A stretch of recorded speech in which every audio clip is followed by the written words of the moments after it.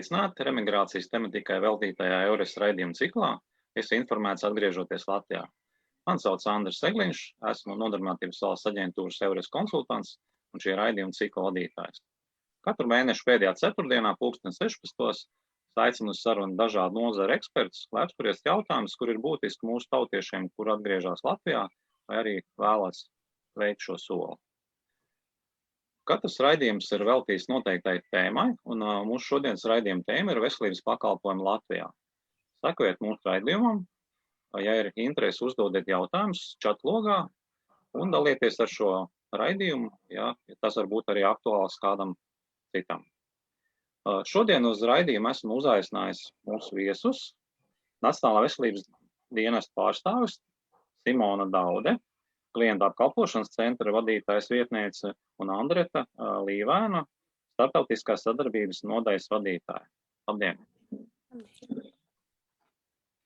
Un sarunu sākšu ar jautājumu, kas ir būtisks tiem tautiešiem, kur atgriežas. Tad, ja atgriežas tāda persona, mūsu tautieši uz dzīvi Latvijā, kādi ir šie nosacījumi, lai varētu saņemt šos valsts veselības pakalpojumus?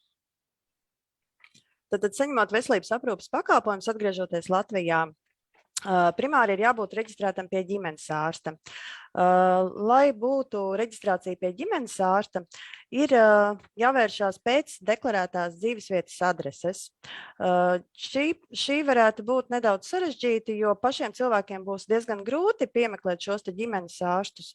Līdz ar to mēs aicinām viņus vērsties Nacionālā veselības dienestā, konsultatīvā tālrunī, kur klientu apkalpošanas centra speciālisti varētu palīdzēt piemeklēt šos ģimenes ārstus. Atgriežoties Latvijā, būs status bloķēts.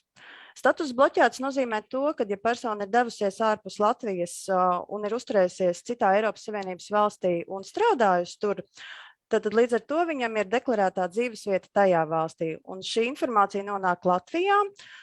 Status bloķēts nozīmē to, ka persona var saņemt visus veselības aprūpes pakalpojumus, vienīgi nianses ir tā, ka viņa nevar mainīt ģimenes ārstu. Lai šo te mainītu, ir jādeklarējas Latvijā, un tad status būs reģistrēts un varēs saņemt veselības aprūpes pakalpojumus. Jā, šeit arī gribēju tādu papildus jautājumu. Šis, ko jūs minējāt, tas, es saprotu, tas ir uz Latvijas pilsoņiem, Latvijas iedzīvotājiem. Jā. Kā ir situācijā, ja, pieņemsim, ģimenes loceklis ir ārvalstnieks? Mēdz būt situācijas tādas. Atradu lielo mīlestību ārvalstīs un atgriežos šeit ar visu ģimeni Latvijā. Kā ir ar šiem ārvalstniekiem? Vai uz viņiem ir tie paši nosacījumi? Tad, ja Latvijas piederīgais ir apprecējies ar ārvalstnieku, tad tur būs nedaudz sarežģītāk. Tātad laulātajam Latvijā ierodoties, ir saņemot veselības aprūpes pakalpojumus, ir jābūt vai nu darba attiecībās šeit, tātad, respektīvi jāmaksā sociālais nodoklis, vai arī vēl ir viens no nosacījumiem, kad pamatojoties uz likumu, ja laulātajiem ir kopīgs bērns 1 līdz 7 vai 3 līdz 15, tad vēršoties dienestā ar iesniegumu, viņu var iekļaut reģistrā un viņš var saņemt veselības aprūpes pakalpojumus tāpat kā Latvijas valsts piederīgā persona. Un šeit par šo ārvalstnieku runāt, vai ir atšķirība, vai šis ārvalstu dzīves biedrs ir Eiropas Savienības vai ne Eiropas Savienības valsts, vai tur ir atšķirība? Jā, neatšķirās situācijas. Ja viņš ir tātad laulībā ar Latvijas pilsoni, tad vai nu ir jābūt darba attiecībās, vai nu ir jābūt vienam no šiem 3 nosacījumiem. Tātad darba attiecības, vai nu bērni 1 līdz 7 un 3 līdz 15. Jā. Tas nozīmē, ka uzsākot šim ārvalstniekam uzsākot darba attiecības, arī šie valsts veselības pakalpojumi būs arī pieejami šim ārvalstu dzīvesbiedram. Ja viņš atbildīs kādam no nosacījumiem, tad jā. Vēl arī gribēju jautāt, mēs EURES konsultanti tiem mūsu tautiešiem, kuri dodās uz ārvalstīm, vienmēr iesakam arī darba meklējumos, ja tā ir došanās, iesakam izņemt arī šo saucamo Eiropas veselības apdrošināšanas karti, kā mēs īsāk sakam EVAK karti. Kā ir ar šo EVAK karti atgriežoties Latvijā? Vai viņa ir nepieciešama, vai viņa varbūt arī kādā situācijā noderīga, vai tomēr nav nepieciešama? Eiropas veselības apdrošināšanas karte pilnīgi noteikti varētu būt noderīga tajā pirmajā mirklī, kad cilvēks atgriežas, ja viņam vēl joprojām turpinās sociāla apdrošināšana kādā citā dalībvalstī. Bet pēc būtības Eiropas veselības apdrošināšanas karte ir paredzēta īslaicīgi uzturoties citā dalībvalstī, teiksim, šī gadījumā Latvijā.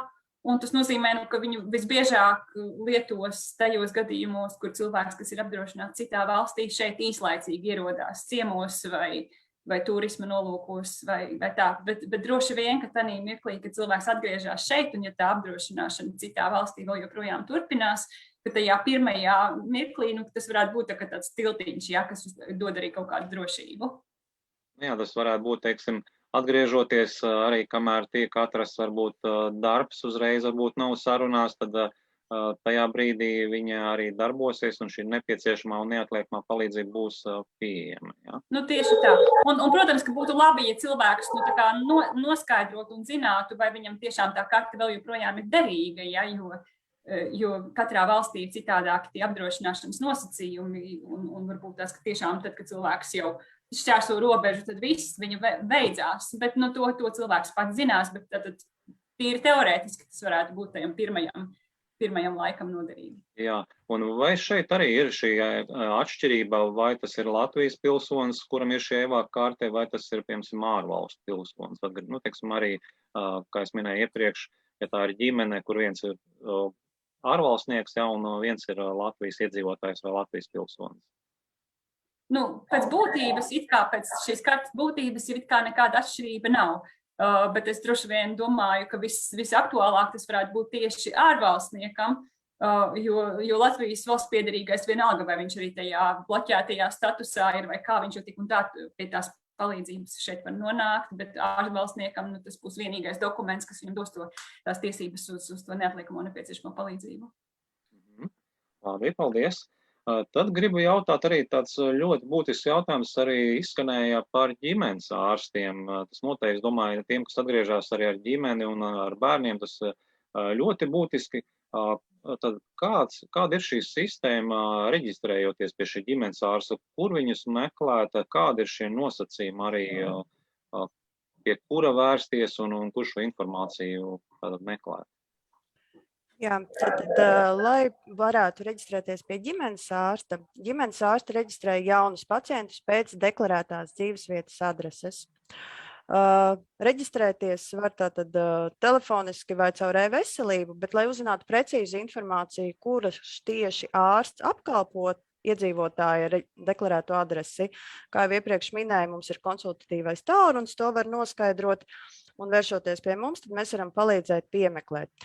Ir gadījumi, kad cilvēkiem nav deklarētās dzīvesvietas adreses, vai viņiem ir deklarētā dzīves adrese vienā vietā un faktiski viņš dzīvo citā vietā, tad savukārt šeit būs nedaudz sarežģītāk. Šajā gadījumā var vērsties pie jebkura tuvumā esoša ģimenes ārsta, mēģināt ar viņu vienoties. Ģimenes ārsts var tātad piekrist šai reģistrācijai, bet savukārt, ja viņš pēc faktiskās adreses atsaka, tad viņš ir tiesīgs atteikt. Ja? Viņam nav pienākums reģistrēt pacientu, ja pacientam šī adrese nav deklarētā. Un, ja es, piemēram, esmu atgriezies pilsētā kādā, kur man uzzināt, kāda manā šajā deklarētās dzīvesvietas teritorijā, kuri ir šie ārsti, kuri tur būtu pieejami, kur šī informācija varētu meklēt?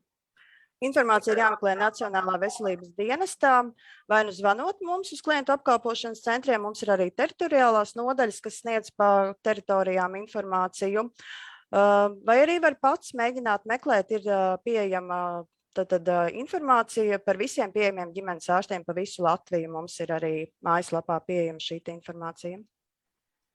Tātad atrodot tos ārstus, kuri ir manā deklarētās dzīvesvietas teritorijā, tālāk jau es varu ar ģimenes ārstu sazināties un par vizīti, pirmo vizīti, teiksim, un vienoties par to, vai būs šī pieejamā pacienta vieta vai nebūs.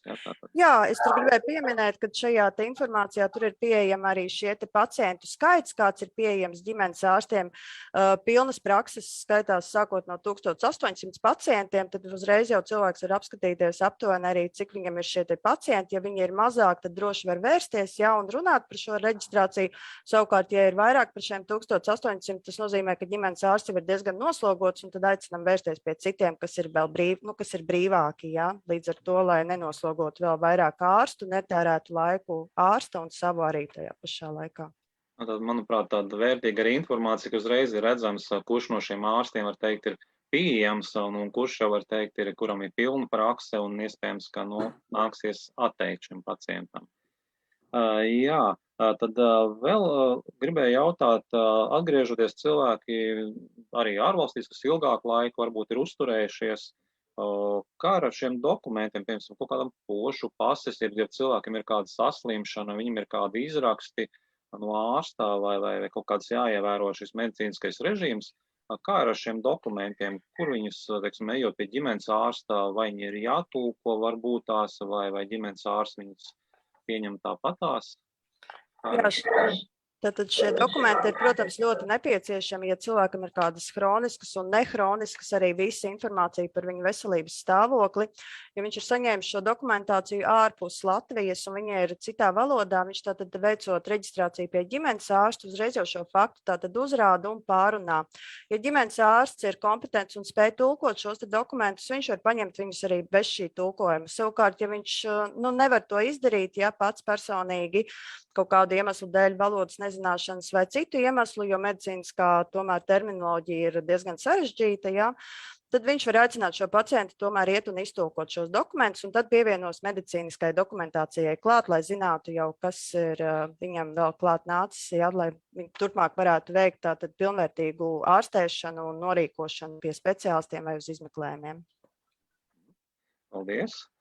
Un tā noslēgumā gribētu jautāt, kur vislabāk būtu kāda informācija meklēt gan par ģimenes ārstiem, gan par šiem pieejamiem veselības pakalpojumiem. Kādi būtu šie galvenie resursi? Galvenie resursi par ģimenes ārstiem, vispār par veselības aprūpes pakalpojumiem noteikti, kad ir jāvērš Nacionālā veselības dienestām. Mums ir bezmaksas klientu apkalpošanas centra tālrunis pieejams. Mēs varam sniegt informāciju par ģimenes ārstiem, par valsts apmaksātiem veselības aprūpes pakalpojumiem, izmeklējumiem, speciālistiem, operācijas, jebkas, kas ir saistīts ar visiem valsts apmaksātiem pakalpojumiem. Klientu apkalpošanas centrs spēs sniegt atbildes un dot novirzes un norādes, kā rīkoties, kur vērsties un ko darīt katra konkrētā situācijā. Protams, arī mājaslapā. Protams, jā, arī mājaslapu pieminiet, jā, mājaslapas adresi. Tad kāda? Mājaslapa ir vmnvd.gov.lv. Tāda veselības ministrija, Nacionālais veselības dienests. Gov.lv. Jā, paldies par interesantu sarunu. Paldies mūsu viesiem, paldies arī mūsu skatītājiem.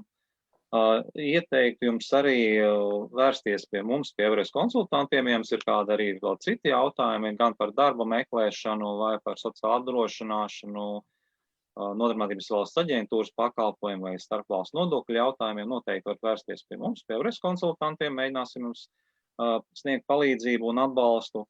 Un aicinu arī pieslēgties mūsu nākošam raidījumam, kurš norisināsies 26. augustā, un šī raidījuma tēma būs karjeras atbalsta. Tad tiem mūsu tautiešiem, kur atgriežas Latvijā un ir nepieciešams kādu papildus atbalstu darba meklēšanai un pieteicoties darbā, tad noteikti pieslēdzieties arī 26.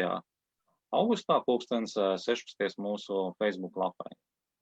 Paldies mūsu viesiem vēlreiz un paldies mūsu skatītājiem. Visu labu un uz nākošo tikšanos.